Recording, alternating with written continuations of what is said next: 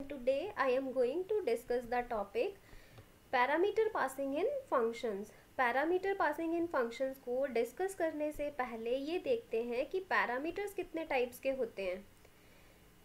Parameters हमारे पास two types के होते हैं। टाइप्स ऑफ पैरामीटर कितने होते हैं? टू टाइप्स के पैरामीटर होते हैं, एक्चुअल पैरामीटर और फॉर्मल पैरामीटर। एक्चुअल पैरामीटर क्या होते हैं? Are the parameters that are specified in calling function statement.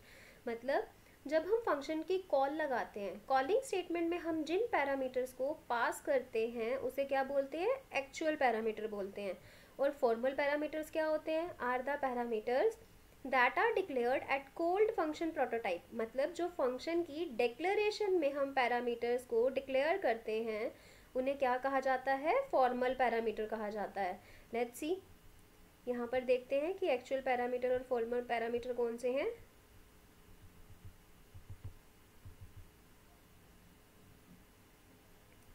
In this code सी, ये कौन सी स्टेटमेंट है हमारे पास? कॉलिंग स्टेटमेंट है। सैम्पल ए कौन सी स्टेटमेंट है? कॉलिंग स्टेटमेंट है। और कॉलिंग स्टेटमेंट में जिस पैरामीटर को पास किया है उसे क्या बोलते हैं? Actual parameter. ए कौन सा पैरामीटर है? एक्चुअल पैरामीटर है। और यहाँ पे void sample int x, x कौन सा पैरामीटर है हमारे पास? फॉर्मल पैरामीटर है। फॉर्मल आर्ग्यूमेंट्स क्यों हुए हैं? क्योंकि ये कहाँ पर हमने डिक्लेयर किया है? फंक्शन के प्रोटोटाइप में डिक्लेयर किया है। वॉइड सैम्पल क्या है? फंक्शन डेक्लेरेशन है। जैसा कि मैंने अपने लेक्चर 1 में बताया था कि इस स्टेटमेंट को क्या बोला जाता है? फंक्शन डेक्लेरेशन बोला जाता है, या फिर इसे हम क्या कहते हैं? फंक्शन प्रोटोटाइप भी कहते हैं। तो हमारे पास पैरामीटर्स कितने टाइप के हैं? बेसिकली टू टाइप्स के हैं, एक्चुअल पैरामीटर और फॉर्मल पैरामीटर।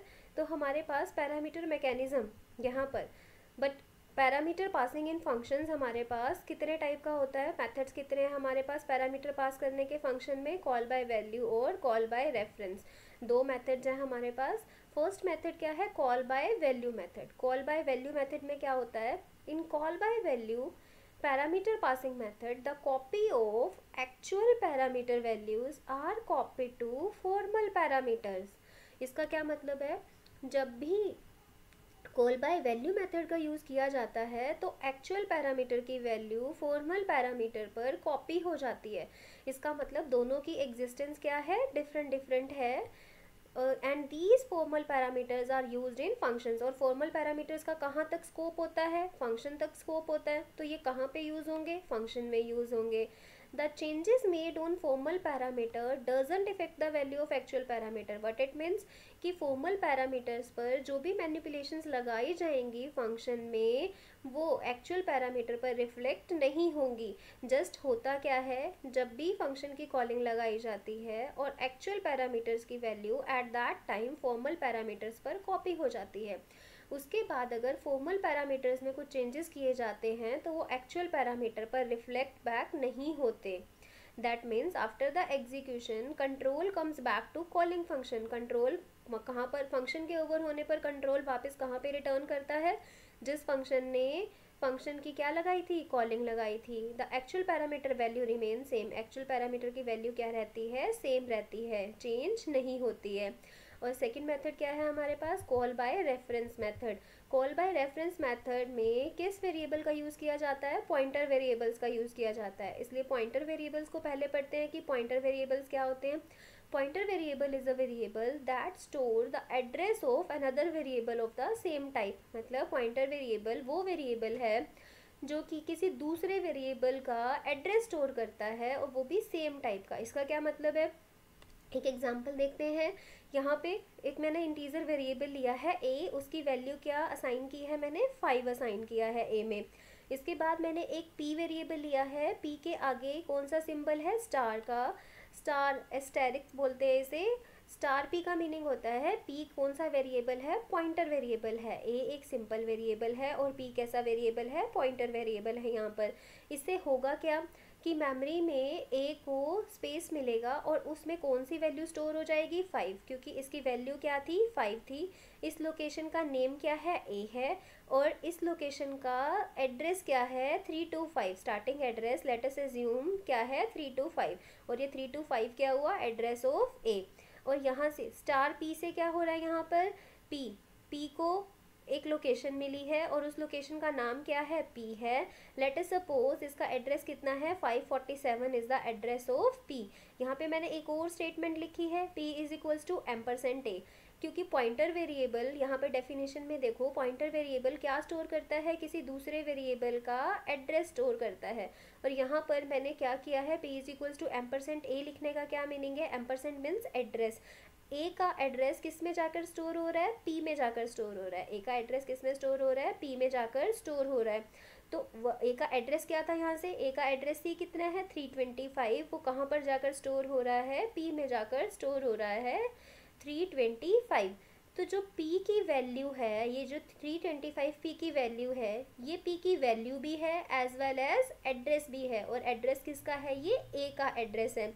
अब इससे होगा क्या, क्या बेनिफिट है इसका, कि P के थ्रू A की वैल्यू को एक्सेस किया जा सकता है। और वो कैसे एक्सेस किया जाता है, जब भी हम प्रिंटफ स्टेटमेंट में $P लिखेंगे तो इसका मतलब है हम किस लोकेशन को पॉइंट कर रहे हैं, A की लोकेशन को पॉइंट कर रहे हैं।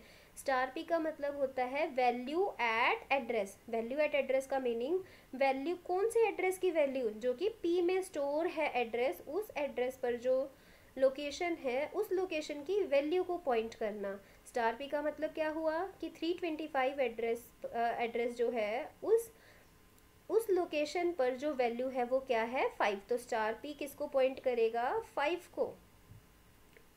को रिफ्लेक्ट कर रहा है। नेक्स्ट अब हम देखते हैं कि कॉल बाय रेफरेंस मेथड में पॉइंटर्स का यूज कैसे होता है।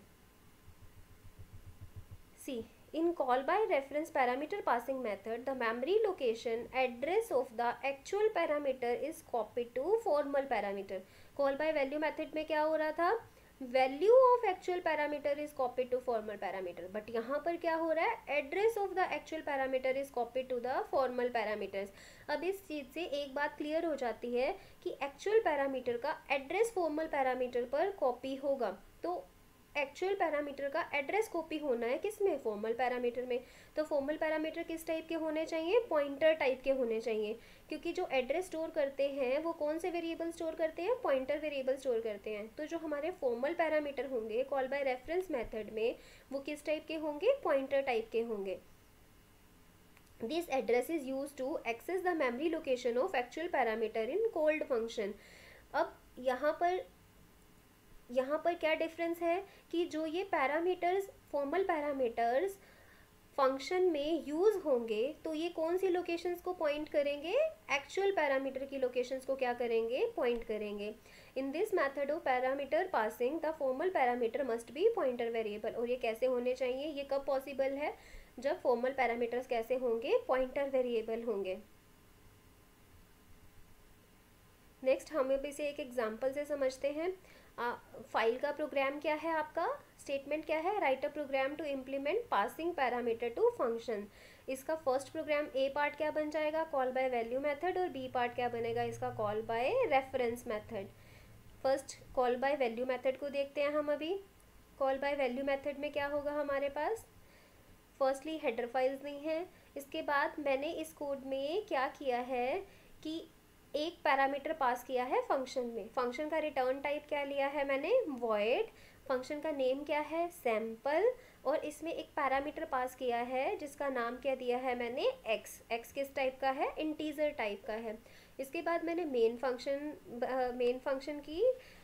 को डिफाइन किया है। मेन फंक्शन में एक वेरिएबल लिया है मैंने और उसकी वैल्यू क्या असाइन की है, 5 असाइन की है। मैंने यहाँ पर ए की वैल्यू फिक्स कर दी है। आप अगर करना चाहते हैं तो आप प्रिंटफ स्कैनफ स्टेटमेंट से भी यूज़ कर सकते हैं। ए की वैल्यू को वैल्यू असाइन करने के लिए प्रिंटफ स्कैनफ स्टेटमेंट का भी यूज़ कर सकते हैं। इसके बाद क्लियर स्क्रीन फंक्शन यूज़ किया है। नेक्स्ट क्या है मेरे पास, इस ए की वैल्यू को फंक्शन में पास करने से पहले मैं प्रिंट करवा रही हूँ। बिफोर कॉलिंग सैम्पल फंक्शन, ए की वैल्यू को प्रिंट करवाया है मैंने, किससे, प्रिंटफ स्टेटमेंट से। प्रिंटफ स्टेटमेंट में मैंने क्या लिखा, बिफोर कॉलिंग सैम्पल फंक्शन, ए की वैल्यू को प्रिंट करवाया है। और ये कितना प्रिंट करेगा, अभी 5 प्रिंट करेगा। क्यों, क्योंकि ए में कितनी वैल्यू है, 5 है। इसके बाद किसकी कॉलिंग लगाई है, सैम्पल फंक्शन की कॉलिंग लगाई है। इसको क्या बोलते हैं हम, कॉलिंग स्टेटमेंट बोलते हैं। सैम्पल ए को क्या बोला जाता है, कॉलिंग स्टेटमेंट। अब इससे कंट्रोल कहाँ चला जाएगा, सैम्पल फंक्शन पर चला जाएगा। फंक्शन पर चला जाएगा, और जब कंट्रोल सैंपल फंक्शन पर जाएगा तो ए की वैल्यू कॉपी हो जाएगी किसमें, एक्स में। कौन सा मेथड है हमारा, कॉल बाय वैल्यू। तो एक्चुअल आर्ग्यूमेंट क्या है यहाँ पर ए, और फॉर्मल आर्ग्यूमेंट क्या है यहाँ पर एक्स। तो कॉल बाय वैल्यू मेथड में क्या होता है, एक्चुअल आर्ग्यूमेंट की वैल्यू कॉपी हो जाती है किस में, एक्स में कॉपी हो जाती है। तो ए की वैल्यू क्या थी 5, 5 किस पे कॉपी हो गया है, एक्स पे कॉपी हो गया है। अब फंक्शन की बॉडी में मैंने क्या किया है, एक्स की वैल्यू को चेंज किया है। चेंज करने के लिए मैंने जस्ट उसकी प्रीवियस वैल्यू में कितना ऐड कर दिया है, 3 ऐड कर दिया है। आप यहाँ पे कोई भी स्टेटमेंट लिख सकते हैं जिससे कि एक्स की वैल्यू ऑल्टर हो जाए, चेंज हो जाए। यहाँ पर अब x की वैल्यू चेंज होकर क्या हो गई है, 8 हो चुकी है। और यहाँ पे मैंने x की वैल्यू को प्रिंट करवाया है, और प्रिंट करते टाइम मैंने मैसेज दिया है ड्यूरिंग कॉलिंग सैम्पल फंक्शन, कि जब सैम्पल फंक्शन की कॉलिंग लगी थी तो जो a वेरिएबल था उसे कौन रिप्रेजेंट कर रहा है फंक्शन में, x रिप्रेजेंट कर रहा है। तो उस टाइम पर जो x की वैल्यू है वो क्या है, during calling sample function a is equals to %d double quotation close comma x. तो मैंने ड्यूरिंग फंक्शन वैल्यू प्रिंट करवाई है किसकी, फॉर्मल पैरामीटर की।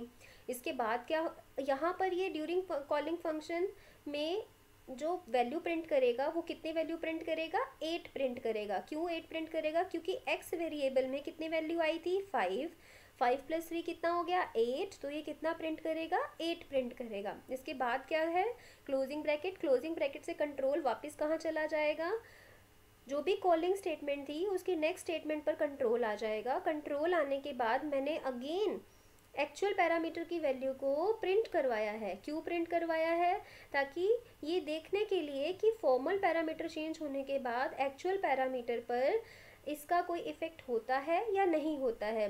तो after calling sample function a is equals to %d, और a की वैल्यू को मैंने प्रिंट करवाया, और a की वैल्यू यहाँ पर वो क्या प्रिंट करेगा, 5 ही प्रिंट करेगा, क्योंकि a में कितना था 5 था, और फंक्शन की कॉलिंग जब लगाई थी a की वैल्यू x पर कॉपी हो गई थी। जो भी चेंजेस हुए थे वो किस में हुए थे, x में चेंज हुए थे। इसलिए ये जब फंक्शन की कॉलिंग के बाद a की वैल्यू को प्रिंट करेगा तो कितना प्रिंट करेगा, 5 ही प्रिंट करेगा, क्योंकि a की वैल्यू में कोई भी चेंज नहीं हुआ है। तो यहाँ पर after calling sample function statement से a की कितनी वैल्यू प्रिंट होगी, 8 वैल्यू प्रिंट होगी। इसका आउटपुट देखते हैं, let's see. Before calling sample function में कितनी प्रिंट हो रही है a की वैल्यू 5, ड्यूरिंग कॉलिंग में कितनी प्रिंट हो रही है 8, और आफ्टर कॉलिंग में कितनी प्रिंट हो रही है 5। इसका क्या मतलब है कि ये जो एक्चुअल पैरामीटर था ये फॉर्मल पैरामीटर के चेंज होने के बाद चेंज नहीं हो रहा है। वही कॉल बाय वैल्यू मेथड की डेफिनेशन क्या थी हमारे पास, कि एक्चुअल पैरामीटर की वैल्यू फॉर्मल पैरामीटर पर कॉपी हो जाती है, और उसके बाद अगर फॉर्मल पैरामीटर में कोई चेंजेस होते हैं तो वो एक्चुअल पैरामीटर पर रिफ्लेक्ट बैक नहीं होते हैं। नेक्स्ट मेथड क्या है हमारे पास, call by reference method. Call by reference method में हमारे पास यहाँ पर मैंने यहाँ पर फंक्शन वही लिया है सैम्पल, वॉइड सैम्पल, कि सैम्पल फंक्शन कोई भी वैल्यू रिटर्न नहीं करेगा। बट लेकिन यहाँ पर अब कॉल बाय रेफरेंस मेथड में जो फॉर्मल पैरामीटर होता है वो किस टाइप का होता है, पॉइंटर टाइप का होता है। तो यहाँ पर इंट स्टार एक्स, एक्स को किस टाइप का बनाया है, पॉइंटर टाइप का बनाया है। किससे पॉइंटर टाइप का किससे बनता है, स्टार से बनता है। इसके बाद मेन फंक्शन को डिफाइन किया है। मेन फंक्शन में सेम a एक पैरामीटर लिया है जिसकी वैल्यू को मैंने फिक्स कर दिया है कितना 5। इसके बाद कौन सा फंक्शन है, क्लियर स्क्रीन। इसकी नेक्स्ट स्टेटमेंट भी बिल्कुल सेम है कि बिफोर कॉलिंग सैम्पल फंक्शन मैंने a की वैल्यू को प्रिंट करवाया, और ये कितनी वैल्यू प्रिंट करेगा, 5 प्रिंट करेगा, क्योंकि a में क्या स्टोर किया हुआ है, 5 स्टोर किया हुआ है हमने। इसके बाद क्या है, किसकी कॉलिंग लगाई है, सैम्पल फंक्शन की कॉलिंग लगाई है। यहाँ पर एक डिफरेंस देखते हैं, क्योंकि फंक्शन कोई वैल्यू रिटर्न नहीं कर रहा है तो वैल्यू किसी वेरिएबल में स्टोर भी नहीं होगी। कॉलिंग स्टेटमेंट में क्या लिखते हैं, फंक्शन का नेम लिखते हैं, और ब्रैकेट में हम क्या पास करते हैं, पैरामीटर पास करते हैं। अब पैरामीटर पास करने के साथ हमने एड्रेस भी पास किया है। एड्रेस क्यों पास किया है, क्योंकि फंक्शन का see here void sample int star X, ये जो वेरिएबल है फॉर्मल पैरामीटर x, ये किस तरह का वेरिएबल है, पॉइंटर टाइप का वेरिएबल है, और पॉइंटर टाइप का वेरिएबल क्या स्टोर करता है, एड्रेस स्टोर करता है। इसलिए सैम्पल फंक्शन में हमने क्या पास किया है, a का एड्रेस पास किया है। और यहाँ पर भी टाइप कंपैटिबल होना चाहिए, कैसे कि सैम्पल फंक्शन में जो पॉइंटर वेरिएबल था वो किस तरह का था, इंटीजर टाइप का था। तो यहाँ पर सैम्पल फंक्शन में किसका एड्रेस पास करेंगे, इंटीजर वेरिएबल का एड्रेस पास किया जाएगा। और किसका एड्रेस पास किया है मैंने, ए इंटीजर वेरिएबल का एड्रेस पास किया है। किस में, सैम्पल फंक्शन में एक्स वेरिएबल पर क्या जाएगा, ए का एड्रेस स्टोर हो जाएगा जाके। अब इसके बाद नेक्स्ट यहाँ पर मैंने मेंशन भी किया है, A address is copied to X. यहाँ पर ए का एड्रेस कॉपी हो जाएगा किस पे, एक्स में, जैसे कि अभी पॉइंटर वेरिएबल में हमने डिस्कस भी किया था। नेक्स्ट अब मैंने यहाँ पर चेंज करना है, तो किसको चेंज कर रही हूँ मैं, star x equals to star x plus 3। इसका क्या मतलब है, इस स्टार एक्स का मतलब क्या है कि एक्स में जो एड्रेस है उस लोकेशन पर जो वैल्यू है वो वाली वैल्यू कितनी थी, 5 थी। 5 प्लस 3 कितना हो गया, 8 हो गया। और वो वापस से कौन सी लोकेशन पर स्टोर हो जाए, स्टार एक्स लोकेशन पर। स्टार एक्स लोकेशन किसको पॉइंट करता है, किसको पॉइंट कर रहा है, एक्चुअल में ए की लोकेशन को पॉइंट कर रहा है। तो ए की लोकेशन में जाकर कितना स्टोर हो जाएगा, 8 स्टोर हो जाएगा। सी द डिफरेंस हेयर, यहाँ पर जो वैल्यू स्टोर हो रही है वो कौन सी लोकेशन में स्टोर हो रही है, ए लोकेशन में स्टोर हो रही है। और किसकी वजह से स्टोर हो पा रही है, पॉइंटर वेरिएबल की वजह से स्टोर हो पा रही है। क्योंकि पॉइंटर किस लोकेशन को पॉइंट कर रहा था, ए लोकेशन को पॉइंट कर रहा था। पॉइंटर में किसका एड्रेस है, ए लोकेशन का एड्रेस है। नेक्स्ट स्टेटमेंट में मैंने क्या किया है, ड्यूरिंग कॉलिंग फंक्शन वैल्यू को प्रिंट करवाया है। और वैल्यू को प्रिंट करवाने के लिए यहाँ पर क्या लिखा है, स्टार एक्स। क्यों, क्योंकि स्टार एक्स किसको पॉइंट कर रहा है कि उसमें जो एड्रेस है उस एड्रेस पर जो लोकेशन है वो उस लोकेशन को पॉइंट कर रहा है। और वो लोकेशन कौन सी है, ए। वो लोकेशन कौन सी, कहाँ से पता चला वो लोकेशन ए है, क्योंकि जब कॉलिंग स्टेटमेंट में ए का एड्रेस दिया था तो एक्स जो है पॉइंटर वेरिएबल जो है वो कौन से वेरिएबल को पॉइंट कर रहा है, ए वेरिएबल को पॉइंट कर रहा है। तो यहाँ पर स्टार एक्स से उस वैल्यू को प्रिंट करवाया। उस स्टार एक्स लोकेशन पर कितनी वैल्यू स्टोर हुई है, 8 हुई है, जस्ट अभी अभी स्टोर। तो ये कितनी प्रिंट करेगा, 8 वैल्यू को प्रिंट कर देगा। इसके बाद कंट्रोल वापस कहाँ चला जाएगा, नेक्स्ट स्टेटमेंट पर जाएगा, कॉलिंग स्टेटमेंट के। और वहाँ पर क्या किया है, आफ्टर कॉलिंग सैम्पल फंक्शन में ए की वैल्यू को, एक्चुअल आर्ग्यूमेंट की वैल्यू को प्रिंट करवाया मैंने दोबारा से। बट लेकिन अब यहाँ पर ये 5 प्रिंट नहीं करेगा, एक्चुअल वैल्यू की, एक्चुअल पैरामीटर की वैल्यू कितनी वैल्यू प्रिंट करेगा, 8। क्यों, क्योंकि जो चेंजेस हुए थे वो कहाँ पर हुए थे, ए की लोकेशन में चेंजेस हुए थे। नेक्स्ट इसका आउटपुट देखते हैं हम। See before calling sample function A is equals to 5, during calling 8 and after calling is also 8। तो इसका क्या मतलब है कि actual call by reference method में एक्चुअल पैरामीटर का एड्रेस कॉपी हुआ था किस पे, फॉर्मल पैरामीटर पे। फॉर्मल पैरामीटर जब वैल्यू को चेंज करते हैं तो वो एक्चुअली किसकी वैल्यू चेंज होती है, एक्चुअल पैरामीटर की वैल्यू चेंज होती है। तो वो एक्चुअल पैरामीटर की वैल्यू क्या बन गई थी, 8 हो गई थी। तो आफ्टर सैम्पल फंक्शन जब कॉलिंग लगाई, वैल्यू को प्रिंट करवाया एक्चुअल पैरामीटर की, तो वो भी क्या प्रिंट होगी, 8 वैल्यू प्रिंट हुई है। Thanks for listening patiently.